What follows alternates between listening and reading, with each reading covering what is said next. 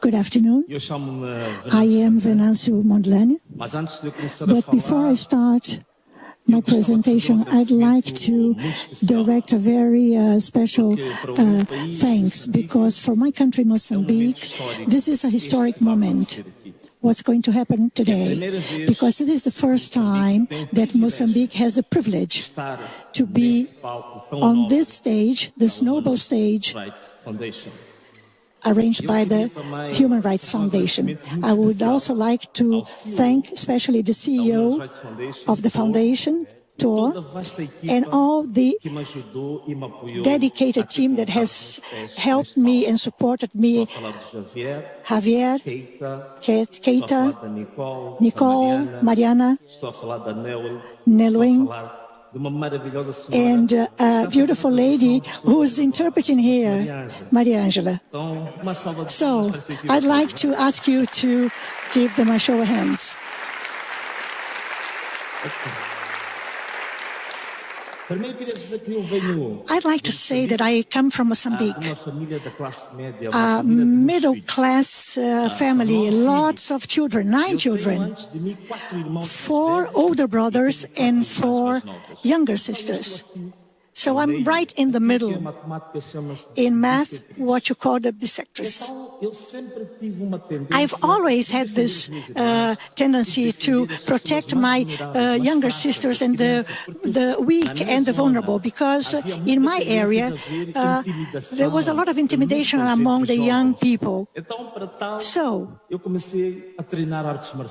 I started to practice martial arts to protect my weaker sisters and to help and protect the youth in my neighborhood. And then this desire to serve others was awakening me. So in the backyard of my parents' house, I opened a little gym in a school, open to all, to everyone in the area. This burning desire to defend people, to protect the weak, it was something that grew inside me. And then I became a TV commentator. And I started to denounce corruption, injustices in the country. But at one point, I felt that was not enough. I was a very well-known commentator in the country, but I felt that I needed to do something more. So I stood for local elections. And then later, about 12 years ago, 2013, I come into the active political life. 2 years later, I became a representative of Parliament, National Parliament. So I used the Parliament's floor to denounce injustices, to denounce scandal after scandal by the government. And this is why, still in Parliament, I became the first and the single voice in opposition that was a member of the inquiry committee that investigated the largest financial scandal of the history of the country, which was worldwide known as the hidden debt scandal. I knew this was risky, very risky, but I was not born to be silent. So in 2024, last year, I see that a movement is growing very strong in the country, struggling for structural and definite changes in the country. So I wanted to join that movement, and I ran for the presidency of Mozambique. It was a gigantic leap, but I won the elections. So it was a landslide. It was just like a rolling force over the country. But the regime that has been installed for 50 years continue doing what they've always done. Steal votes, manipulate the results, and replace truth with lies, and try to manipulate the truth. And they attacked civilians and impose themselves by the force of arms. So this is what happened in 2024. We before that, and I must say that this is something that has happened over the last 30 years, because the regime in the country dominates both the electoral system and the justice system. So they work for the party, not for the nation. But we didn't sit still.